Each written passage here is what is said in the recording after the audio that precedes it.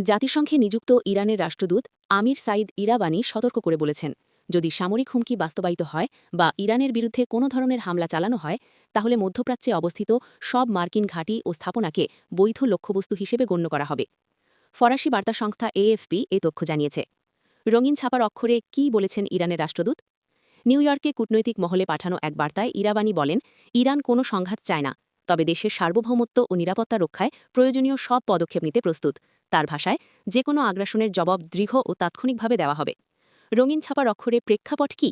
সাম্প্রতিক সময়ে মধ্যপ্রাচ্যে সামরিক তৎপরতা বেড়েছে। পারমাণবিক ইস্যু ও আঞ্চলিক প্রভাব বিস্তারকে ঘিরে ওয়াশিংটন ও তেহরানের মধ্যে উত্তেজনা নতুন করে মাথাচাড়া দিয়েছে। যুক্তরাষ্ট্রের পক্ষ থেকে সম্ভাব্য সামরিক পদক্ষেপের ইঙ্গিত পাওয়ার পরই এই কঠোর প্রতিক্রিয়া জানায় ইরান। রঙিন ছাপার অক্ষরে আন্তর্জাতিক প্রতিক্রিয়া। কূটনৈতিক বিশ্লেষকদের মতে এমন বক্তব্য পরিস্থিতিকে আরও উত্তপ্ত করতে পারে। জাতিসংঘ সহ বিভিন্ন আন্তর্জাতিক মহল সংযম ও সংলাপের আহ্বান জানিয়েছে। বিশেষজ্ঞরা বলছেন, যদি সরাসরি সামরিক সংঘাত শুরু হয় তবে তা পুরো মধ্যপ্রাচ্য অঞ্চলের স্থিতিশীলতাকে বড় ধরনের ঝুঁকির মুখে ফেলতে পারে এবং বৈশ্বিক জ্বালানি বাজারেও প্রভাব ফেলতে পারে। রঙিন ছাপার অক্ষরে সামনে কি? এখন নজর কূটনৈতিক তৎপরতার দিকে। উত্তেজনা কমাতে আলোচনার পথ খোলা থাকবে নাকি পরিস্থিতি সামরিক সংঘাতে রূপ নেবে তা নির্ভর করছে আগামী কয়েকদিনের পদক্ষেপের ওপর।